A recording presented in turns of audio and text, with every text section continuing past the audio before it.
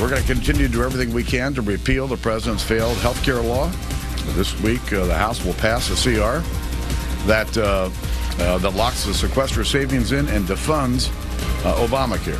In the coming week, we will unveil a plan to extend our nation's ability to borrow while delaying Obamacare and protecting working middle-class families from its horrific effects. Not exactly sure why he's reading the last part there. I mean, that's a line that we've heard over and over for the past 6-7 months now. The GOP's obsession with repealing Obamacare, showing no signs of letting up. 3 years after the law was passed, and just shy of 2 weeks before the rollout, House Republicans appear determined to dismantle the health care law in a vote that could come this Friday, attaching the funding of Obamacare to the funding of the federal government. This is today's topic for the Agenda panel. Igor Volsky is the managing editor for Think Progress. Susie Kim is a national policy reporter for MSNBC.com. I hear it's a really good website. And Taegan Goddard is the editor of Political Wire. Good to see all of you. Let's start with what the president said just a few moments ago. President Obama at this business roundtable in Washington, D.C., saying that this country's credibility was not a bargaining chip and that he was essentially sick and tired of this nonsense. Take a listen. Flip the script for a second and imagine a situation in which a Democratic speaker said to a Republican president, I'm not going to increase the debt ceiling unless you increase corporate taxes by 20%. We picked that soundbite because the president said flip the script as well. But Taegan, let me start with you. Just in broad terms, how disastrous could this be? Oh, it could be a complete mess. I mean, we're not talking about passing a budget or implementing a budget here.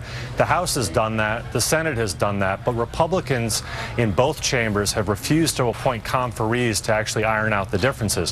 What we're talking about here for the next 2 weeks is simply an extension of current policy for several months.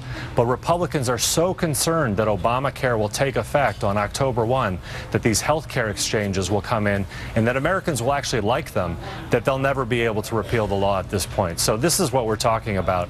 It's really it's a sign of a completely broken, dysfunctional Congress at this point. Susie, we were trying to get an accurate count of the number of times this vote's been taken, and we couldn't. And we know it's somewhere between 40 and 50, literally 40 and 50 times. We know that this is an exercise in futility. We know that even if it passes the House, it'll be dead on arrival in the Senate. The president certainly is not going to sign a bill that in any way, shape, or form dismantles his signature piece of legislation from his first term. So what? Why? Like, why do we do this? Why do we play this silly game? Why do we do this little dance? Is it purely pandering, or is there something more to it?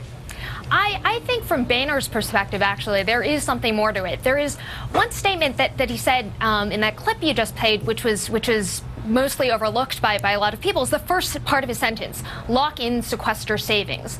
By holding a vote on this, basically Boehner is hoping that he'll throw a bone to the conservatives on the right flank who are demanding that that Republicans hold a firm line on Obamacare. But in fact, by doing that, he's making it seem like the sequestration, the cuts that we are currently experiencing, that's the default, that's the new normal, and that's what Democrats don't want, and that's what I believe Boehner ultimately is hoping he'll come away with this budget cuts that that will decrease spending for the next fiscal year, which Democrats have been unable to reverse so far.